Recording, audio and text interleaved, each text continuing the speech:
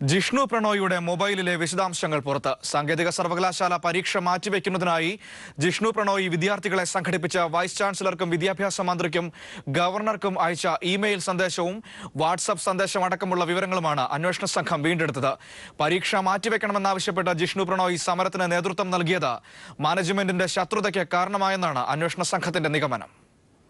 സാങ്കേതിക സർവകലാശാല പരീക്ഷ നേരത്തെയാക്കിയതിനെതിരെ വിദ്യാർത്ഥികളെ സംഘടിപ്പിച്ച് ജിഷ്ണു പ്രണോയ് പ്രതിഷേധത്തിന് നേതൃത്വം നൽകിയതിന്റെ തെളിവുകളാണ് മൊബൈലിൽ നിന്ന് അന്വേഷണ സംഘത്തിന് ലഭിച്ചിരിക്കുന്നത്. പരീക്ഷാ തീയതി മാറ്റാനുള്ള പ്രക്ഷോഭത്തിൽ എല്ലാവരും ഒരുമിച്ച് നിൽക്കണമെന്നാണ് നെഹ്റു കോളേജിലെ വിദ്യാർത്ഥികൾക്ക് ജിഷ്ണു അയച്ച വാട്സ്ആപ്പ് സന്ദേശത്തിലുള്ളത്. ഡിസംബർ 2 നടത്താനിരുന്ന പരീക്ഷ ആദ്യം ജനുവരിയിലേക്ക് മാറ്റിയെങ്കിലും പിന്നീട് ഡിസംബർ 13 നടത്താൻ തീരുമാനിച്ചു. ഇതുമൂലം പരീക്ഷയ്ക്ക് തയ്യാറെടുക്കാൻ ആവശ്യത്തിന് സമയമില്ലെന്നായിരുന്നു വിദ്യാർത്ഥികളുടെ പരാതി. ഇത് ചൂണ്ടിക്കാണിച്ച് കഴിഞ്ഞ ഡിസംബർ 7 വിദ്യാഭ്യാസ മന്ത്രിക്കും പിന്നാലെ ഗവർണർക്കും സാങ്കേതിക സർവകലാശാല വിസിക്കും ജിഷ്ണു ഇമെയിൽ അയച്ചിരുന്നു. SFI ഉൾപ്പെടെയുള്ള വിദ്യാർത്ഥി സംഘടനകളുടെ നേതാക്കളുടെയും മാധ്യമങ്ങളുടെയും ശ്രദ്ധയിലേക്ക് വിഷയം എത്തിച്ചിട്ടുണ്ടെന്ന് വാട്സ്ആപ്പ് സന്ദേശത്തിൽ സഹപാഠികളോട് ജിഷ്ണു പറയുന്നുണ്ട്. ഒരു മീറ്റിംഗ് ഒന്നുമില്ല. മന്ത്രിയും പിന്നെ ഉന്നത വിദ്യാഭ്യാസ വകുപ്പ് സെക്രട്ടറി ആയിട്ടുള്ള ഒരു ചങ്ങായിണ്ട്, അയാളായിട്ടൊരു മീറ്റിംഗ് ഉണ്ടെന്നാ പുള്ളിക്കാരൻ എന്നോട് പറഞ്ഞത്.